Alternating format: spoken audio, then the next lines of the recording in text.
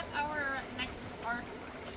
This is a spoon going into the water, and it represents the ritual of having meals together. A lot of people do it every day, having some dinner at home with family or with some roommates, but also whenever we have something to celebrate, a lot of people like to go out for dinner or have a more fancy dinner at home.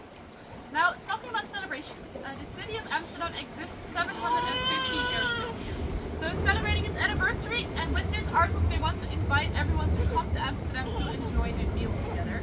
That's also why the spoon is going into the canals to metaphorically change the canals of Amsterdam into a big bowl of soup that everyone can enjoy. However, I wouldn't try actually drinking canal water. According to the municipality, it shouldn't get you super ill. However, I wouldn't dare to try it.